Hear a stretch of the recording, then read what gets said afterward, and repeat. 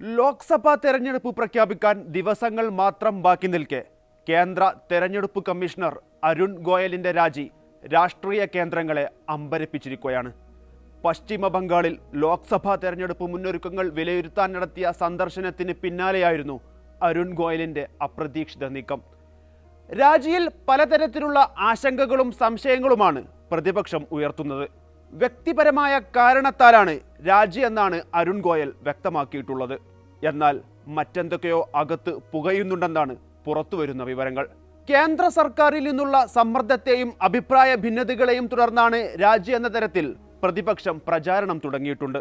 എന്നാൽ മുഖ്യ തെരഞ്ഞെടുപ്പ് കമ്മീഷണർ രാജീവ് കുമാറും ഗോയലും തമ്മിലുള്ള അഭിപ്രായ ഭിന്നതയാണ് രാജിയിൽ കലാശിച്ചിരിക്കുന്നതെന്നാണ് ദേശീയ മാധ്യമങ്ങൾ റിപ്പോർട്ട് ചെയ്യുന്നത്.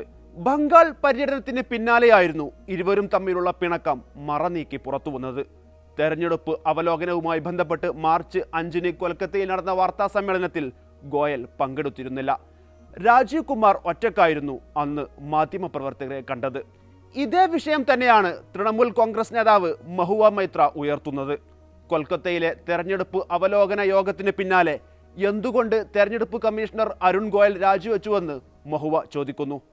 പര്യടനം ചുരുക്കി പെട്ടെന്ന് ഗോയൽ കൊൽക്കത്ത വിട്ട കാര്യവും മഹുവ സൂചിപ്പിക്കുന്നുണ്ട്. ബംഗാളിലെ തെരഞ്ഞെടുപ്പ് ഘട്ടങ്ങൾ, സൈനിക വിന്യാസം ഉൾപ്പെടെയുള്ള വിഷയങ്ങളിൽ കേന്ദ്രത്തിന്റെ നിർദ്ദേശം അദ്ദേഹം എതിർത്തുവെന്നാണ് വ്യക്തമാകുന്നത്. ആജ്ഞാനുവർത്തിയായ ഒരാളെയാകും പകരം സ്ഥാനത്ത് നിയമിക്കാൻ പോകുന്നതെന്നും മഹുവ ആരോപിക്കുന്നു. കോൺഗ്രസ് ദേശീയ അധ്യക്ഷൻ മല്ലികാർജുൻ ഖാർഗെയും കേന്ദ്രത്തിനു നേരെ തന്നെയാണ് ആരോപണ ശരമുയർത്തിയിരിക്കുന്നത്.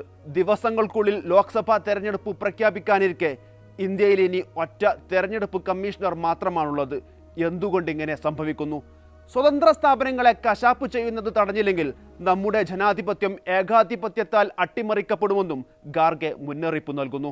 ലോക്സഭാ തെരഞ്ഞെടുപ്പ് പടിവാതിൽക്കൽ നിൽക്കെ ഇത്തരത്തിലുള്ള പൊടുന്നനെയുള്ള ഒരു രാജി എല്ലാവരെയും ആശങ്കപ്പെടുത്തേണ്ടതാണെന്നാണ് മുതിർന്ന അഭിഭാഷകനും മുൻ കോൺഗ്രസ് നേതാവും സ്വതന്ത്ര രാജ്യസഭാ അംഗവുമായ കപിൽ സിബൽ പ്രതികരിച്ചത്. ഇതൊരു അസാധാരണ സംഭവമാണ്. രാജ്യത്ത് സ്വതന്ത്രവും സുതാര്യവുമായ തെരഞ്ഞെടുപ്പ് ഉറപ്പുവരുത്തേണ്ട ഇലക്ഷൻ കമ്മീഷനെ പതുക്കെ കശാപ്പ് ചെയ്യുകയാണെന്നും കഴിഞ്ഞ 10 വർഷത്തോളമായി രാജ്യത്തെ മുഴുവൻ സ്ഥാപനങ്ങളും ഈ കശാപ്പിനിരയായിക്കൊണ്ടിരിക്കുകയാണെന്നും സിബൽ ചൂണ്ടിക്കാട്ടുന്നു.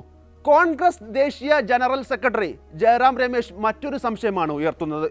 കൽക്കട്ട ഹൈക്കോടതി മുൻ ജഡ്ജി അഭിജിത് ഗംഗോപാധ്യായയുടെ വഴിയാണോ അരുൺ ഗോയലും എന്നാണ് അദ്ദേഹത്തിന്റെ ചോദ്യം. കൽക്കട്ട ഹൈക്കോടതി ജഡ്ജി ഏതാനും ദിവസങ്ങൾക്ക് മുമ്പ് ചെയ്ത പോലെ ലോക്സഭാ തെരഞ്ഞെടുപ്പിൽ BJP ടിക്കറ്റിൽ മത്സരിക്കാനാണോ അദ്ദേഹത്തിന്റെ നീക്കമെന്നും ജയറാം രമേശ് ചോദിക്കുന്നു.